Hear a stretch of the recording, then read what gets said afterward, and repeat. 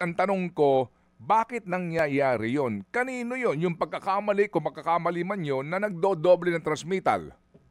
Sa program po, Sir Ted, sa program at saka sa system. Pasensya na rin, Sir Ted, alam po ng mga IT experts yun, eh.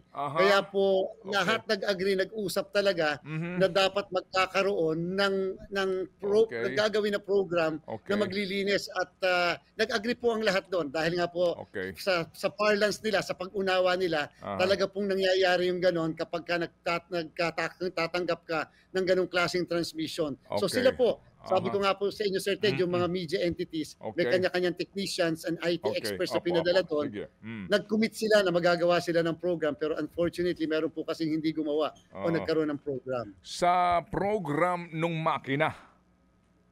Sa program na sa program ng mismong 'pag halimbawa po, Sir Ted, ito po yung mismong primary server, yung akin pong ginagamit na Mm. laptop, yan po yung server ng media. 'Pag itong server na ito, Sir Ted, ay nagpadala na sa server ng TV5, Mhm.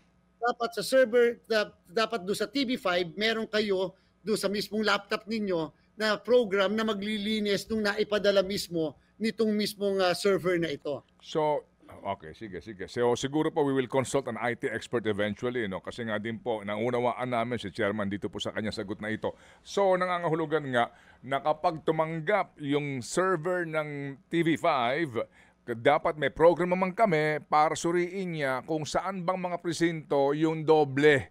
Oo, para hindi magdoble sa actual namin na pagtali na per senator, for example, or per candidate. Eksakto po, sir. Ayaw ko na po Okay. sabihin na mukhang, dapat, hindi nagkulang yung mismong tumatanggap nung Okay. mismong resulta doon sa Okay. mismong server po.